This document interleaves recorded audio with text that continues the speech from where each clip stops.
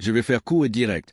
J'ai épousé mon mari il y a 7 ans, pleine d'ambition et à la tête de ma propre entreprise florissante. Quand mon mari, militaire, m'a encouragé à tout quitter pour devenir mère au foyer, je lui ai fait confiance. Pendant un temps, tout semblait aller pour le mieux.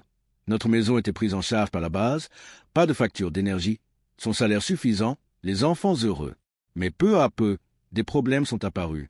Soudain, les factures s'accumulaient, mon crédit auto était en retard de plusieurs mois, et il insistait sur le fait que c'était de ma faute si je ne travaillais pas, alors même que je le voyais dépenser des centaines d'euros chaque mois en plats à emporter, paris sportifs et achats sur Steam, s'endettant toujours plus avec des avances de fonds à nos deux noms, tandis que ma situation financière se dégradait.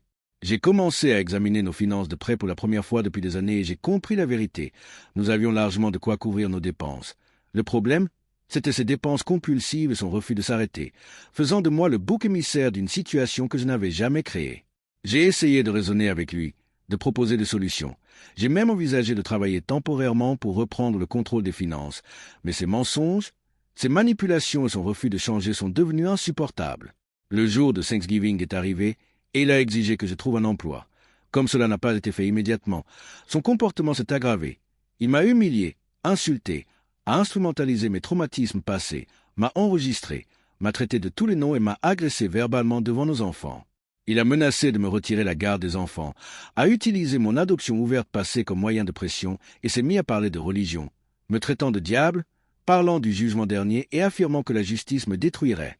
5 jours de violence croissante ont fini par me pousser à partir, à emballer les affaires de nos enfants, nos animaux et à trouver refuge chez des proches.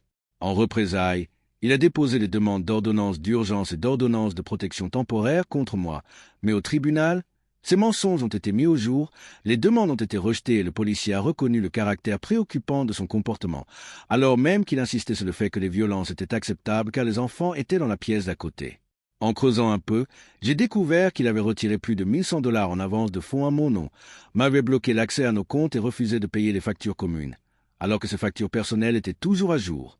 J'ai récupéré l'accès à nos comptes, mis fin à ces fraudes, utilisé sa prime pour rattraper mon retard de paiement, engagé un avocat et demandé le divorce.